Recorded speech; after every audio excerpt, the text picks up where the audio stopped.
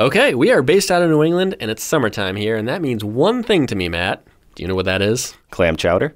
Well, yes, and lobster rolls. But also project cars. Today's show, we're going to talk about some summer project cars, looking for one, buying one, fixing one up on your lawn or driveway, and I'll give you an update on my personal project car, my Pontiac Le Mans. And yes, Matt, it is running now. All right. Yeah. And later we'll discuss the pros and cons of buying a used car that sometimes needs some maintenance versus buying a new car and driving it right off the lot. And we got beer. Engine Noise Podcast is brought to you by oneauto.com. Save up to 50% every day, plus free shipping. So Matt, whatever happened to that headlight that you ordered from 1A Auto? It was delivered right to my doorstep. Went to the 1A website, found the install video, and you were right. It was a couple of screws and bam. It was so easy that I ordered the other one, so now they both look crystal clear. That's a problem that you don't realize you have. When you order one headlight, it looks ridiculous with one new headlight and one old one. Well, I knew you could do it. I'm proud of you. Thanks. oneauto.com. Quality car parts that ship quickly and come with thousands of free online videos that walk you through your installs. Nailed it.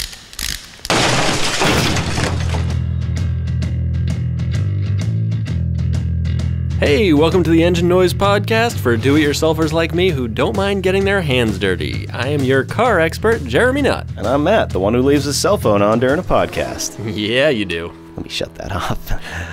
I got project car tips, Matt. Is that what we're talking about today? Project cars, yep. Okay.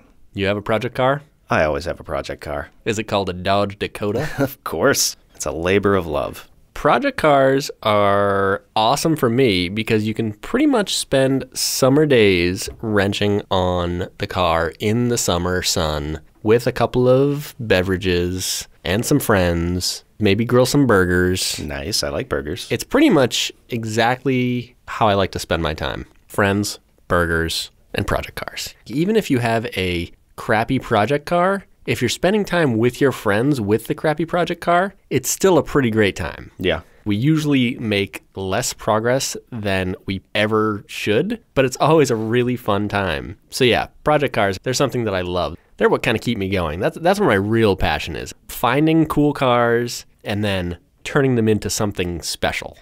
Much like the selling and buying tips I had in a previous podcast, I have learned a lot of things about project cars over the years as well. I'm just going to rattle them off. Let's get into it. See if we can learn something here.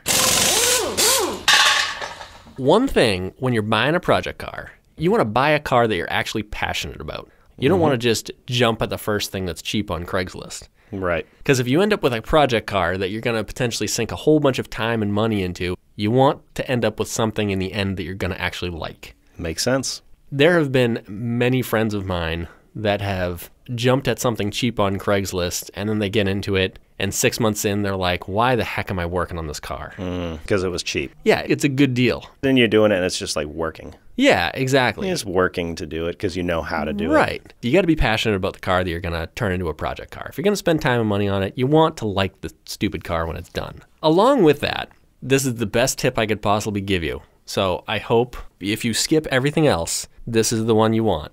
You want to be driving the car that is your project car. Let's say you buy a car that's a wreck like my Le Mans. The first thing you want to do is get it to a drivable state so you can start driving it. And the reason I say this is because when I was 15, I bought my 64 Chevy Impala convertible. And the end goal was be like Snoop Dogg and Dr. Dre. I wanted hydraulics, 13-inch chrome Daytons. I wanted to hit switches down the boulevard. Dope. I wanted to just be in a rap video. To do that, I needed to have this perfect lowrider. And I was determined to have candy green paint, gold speckles, chrome everything. The whole nine. Everything. And I got lost in this vision. I needed the car to be perfect. Now it's 21 years later, literally, and I've probably put 1,000 miles on the car. I still have it, which is great, because I still love the car. But I've driven it 1,000 miles, and I've gotten like almost no joy out of driving it, because I've driven it so little. Because I'm in this eternal... I don't even know what you call it, but Fantasyland? Fantasyland, yeah. I'm always striving for perfection with this car. I'm always striving for a music video from 1992. Exactly. I wanna be in a Snoop Dogg video. But the thing is, it's never gonna be that. With the Le Mans, I'm slowly coming to the realization that it's much better to get a terrible, crappy car and drive the heck out of it while you work on it. So the Le Mans I bought in September, and it's almost to the point where I can drive it legally. Where my Impala took me 18 or 20 years or something insane to get to that point. So I think that the Le Mans is actually going to be a more fun project car than my Impala ever was because of this, which is crazy to think about since I've had this car for more than half my life, the Impala. So Well, yeah, you're still learning, Jeremy. I am. That's a lesson you've learned. I'm still a youth. A ute. A ute. Which brings us to another Marissa Tomei reference, maybe? Yeah. We're going to get her on the show. Gosh, I hope so. Yeah. I'd be so nervous. Me too, but we're doing it. It's happening. So yeah, get the car to a point where you can actually drive it, because once you can drive it, it becomes so much more fun. Even if it looks like a wreck, you can take it to shows, you can take it for ice cream, you can do burnouts in it, you can take it to the racetrack, you can go drifting in it, you can go autocrossing in it. There's like a million things that you can do with it. Even if it looks like crap, doesn't have an interior, doesn't have any gauges, you can still drive it and have fun. And that is the key. You could technically still make a music video. It might not be the prettiest thing, but exactly. You can do a lot with video software, you know? That's true. I could be make that thing shine. Like a 1992 rap video. Do you want to make it rain and have Missy Elliott jump out of the back of the truck? I can't stand the rain. That's Is right. that what it's called? Yeah, she was in a big the bubble construction suit thing. bag. Me, I'm super fly, super duper fly. Yeah. Yeah. But I would make it rain $100 bills with my 64 Impala. It'd be like 7 ones. This is what I have left from putting all the money into this car. That's my life, Matt. It'll be terrific. Okay, once you're past the point of making a rap video, another great tip is to have a AAA membership, Matt. Oh. You don't realize you need a AAA membership when you have a project car, but you do. You want to have a backup plan for when it breaks down, because it will. Yeah. Any project car is probably not the most reliable vehicle in the fleet. And what's funny is I finally got to a point where I have like decent daily drivers that don't break down. And I got rid of my AAA membership because I was like, look at me. I'm living the life with a reliable car. It's only a couple years old. And then I needed AAA the other day. Of course. Yeah, brake line broke. Yep. Get a AAA membership because you get your towing cheap. And you're going to use a tow truck often. This is part of owning a project car. When you are working on a project car, you want to have fresh wiring in it and fuses, because old wiring and fuses are fire hazards. Okay. And if you've ever seen a car burn, Matt, it's... I have seen a car burn. Yeah, It's I have too. Really impressive. It is. It's awesome. It's one of the more cool things that you can watch. Yeah, it's very cool, very scary. Yep. Very impressive. Yeah, all those things. You don't want that to be your project car. Yeah, no. You can get like a universal hot rod wiring kit for a car that has like 16 circuits. You'll just have to trust me on this one. Okay. You can get them pretty cheap. It's a worthwhile upgrade to basically rip all the wiring out of the car and start fresh, especially if you're building like an old hot rod. We'll say like 1980s something or other and older is pretty easy to do before fuel injection. But even if you do have fuel injection, it's not a big deal. You just hooking up power and ground, and it's not rocket science. But yeah, rewire the car. It's worth it. New fuses, new wiring. Make sure your heat and defrost work. That's another thing that you don't realize how important it is until it starts raining, and then suddenly you can't see out your windshield, and it's the scariest thing on earth if you don't have a working HVAC system. Make sure the car is sealed from the weather, so when you do start driving it, you don't want rain coming in the windshield and the side windows and the rear glass. Your floors start getting wet and you're like, where's the water coming from? Is that my heater core pouring antifreeze out? Or is it water from the rear window leak? Could have been popping bottles. Could have been just music video. popping champagne like a rap video. Yeah, who knows? Who knows? Cristal. Is that what they say in the video? I don't know. Yeah, sure. Yeah, you could buy parts used is actually a great tip as well. One of my favorite things to do is buying original style parts at yard sales, flea markets, junkyards, Craigslist. Funny little story off of that. I'm ready, Matt. So my father is a total car guy, which we've established that I'm not exactly. He sounds cool, Matt. Yeah, he sounds a lot cooler than me, doesn't he, Jeremy? Aw. So he has a 36 Plymouth Coupe right now as a project car. Awesome. It was a frame, basically, and he got a bunch of parts with it. He specifically asked me, because he knows I like to go to yard sales and flea markets, just not for car parts, but for other things. And he asked me very specifically to find him a brake master cylinder. And I was like, okay, what does that look like? So he showed me. I took a picture of it, And I had it in my phone, and I was going about my business at the yard sales and flea markets and whatnot. And I come to this place, sells a bunch of used stuff. I'm walking around, and I go back by the tools. There are no car parts there whatsoever, except for one master cylinder? a brake master cylinder. It still had caps on the inlets and stuff. Oh my I looked at the goodness. pictures. I'm like, I think I know this thing. I brought it up to the front. What do you want for this piece of metal that now I know is a master cylinder? Exactly. And he goes, $2. Yep. Okay, $2. Places like that, yard sales, flea markets, and people like either don't know what it is or they just don't care and they want it out of their possession. Right. That is when you get the smoking deals like $2 master cylinders. Yeah. Obviously, there's certain parts that you want to buy new. Any sort of safety things you always want to buy new. Brake parts. One Eye Auto is a sponsor of ours. I love going to them for all of my safety equipment and things that I know I want to buy new because I want to make sure it works properly. For all the stuff that doesn't matter so much, we'll say interior trim, some underhood items, things like that, maybe even like wheels.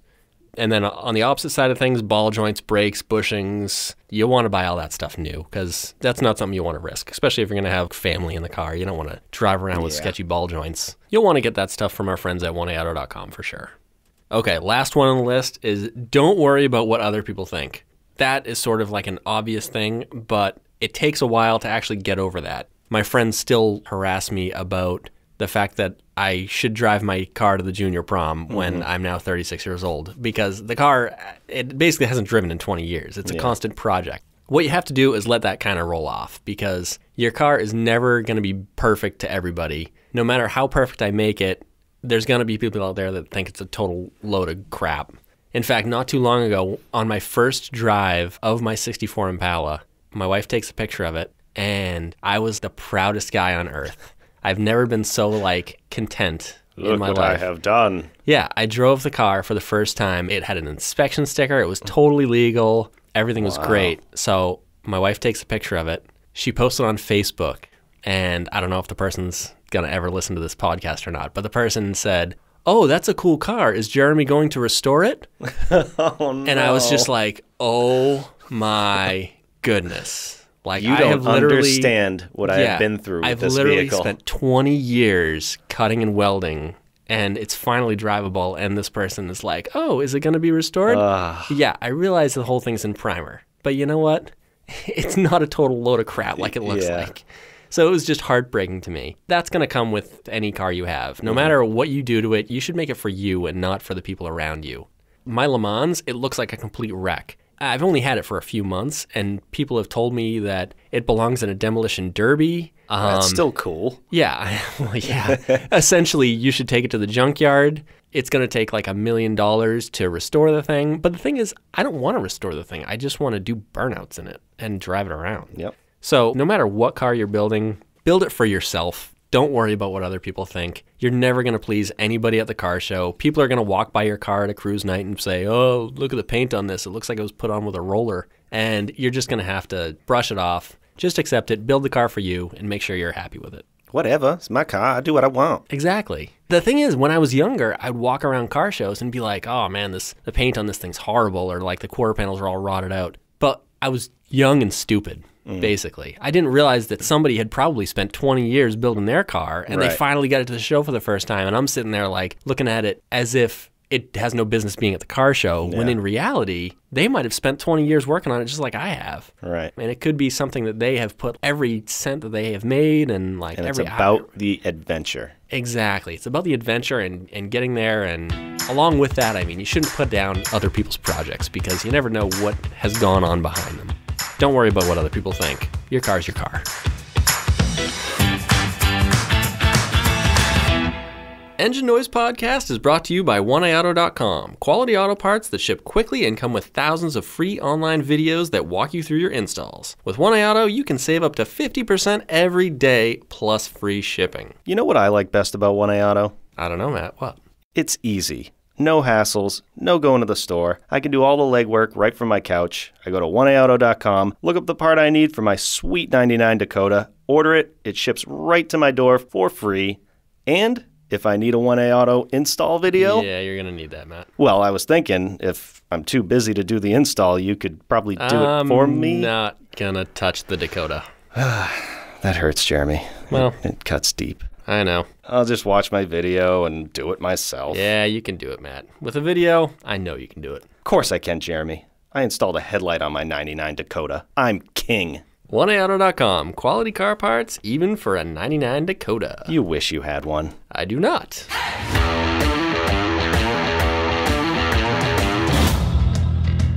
So Matt, people often ask me, is it better to buy an old car and fix it up, or buy a new car and then have a car payment? Yeah, what do you think about that? I have really mixed opinions on this. Yeah.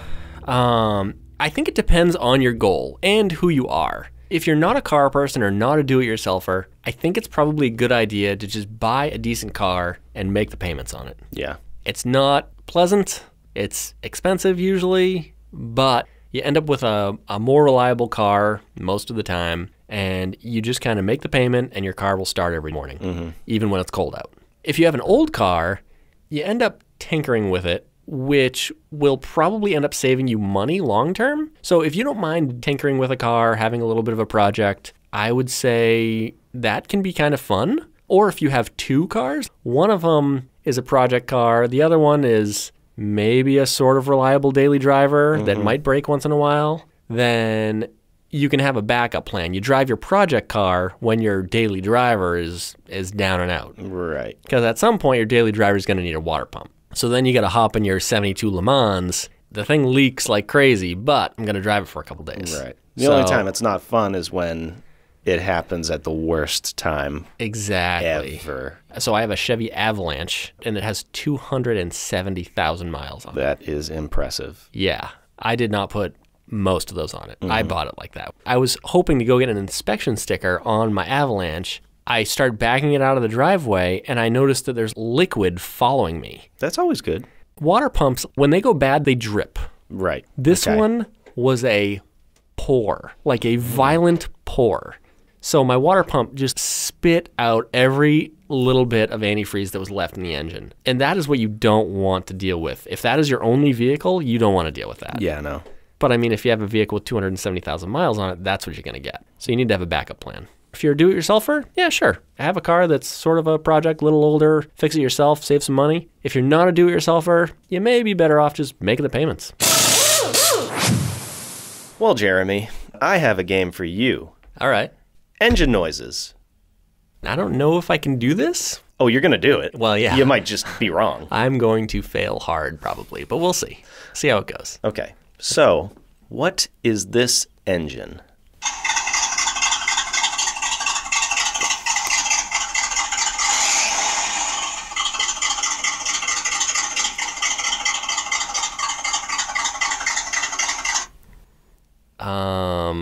I'm going to say, sounds small block to me. I'm going to just call it a small block Chevy. You got it. Nailed it. Here's another. All right, let's see.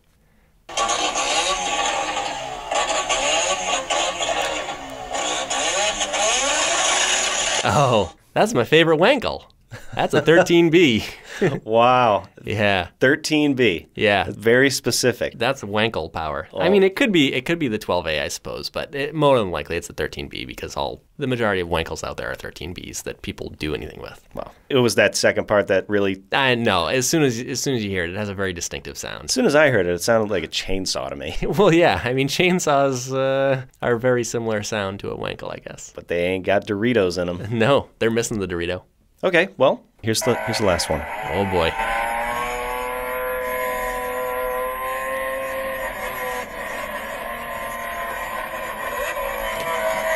Ooh.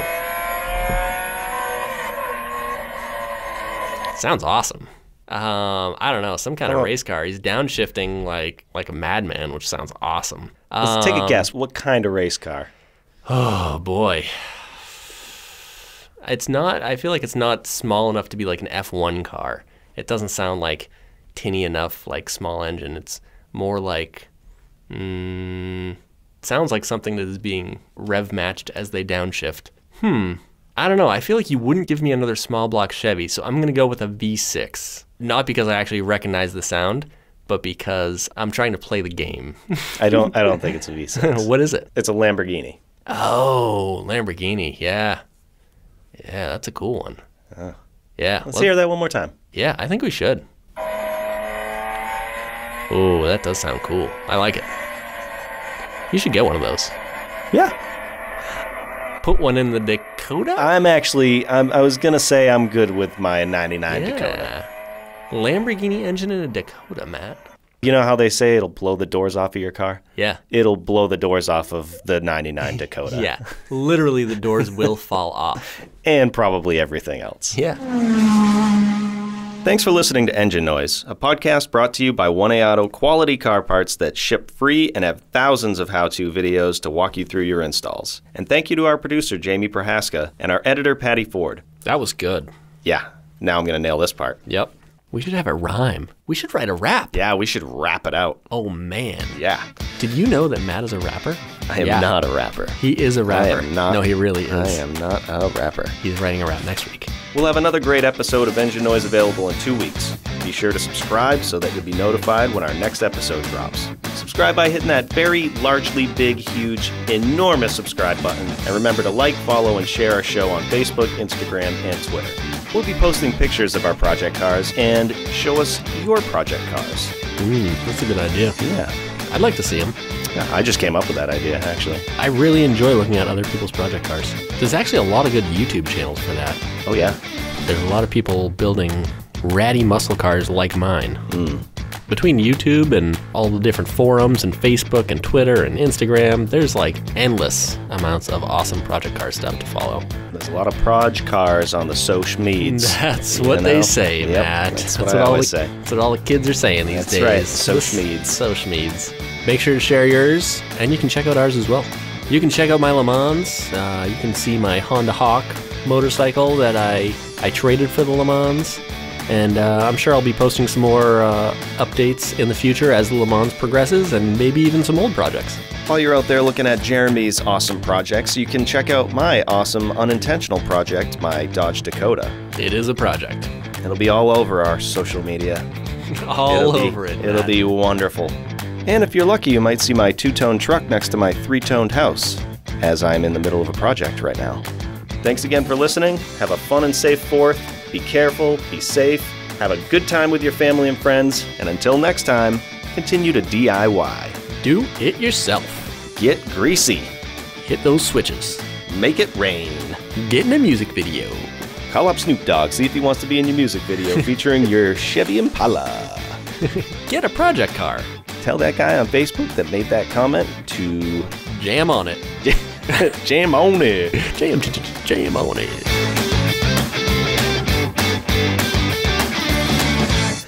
It's hot in here. Sure is. You know what I'm excited for, Jeremy? What? Super warm beer. Delicious hot beer. So it was very nice of our producer to bring in beers for us in honor of our 3rd show.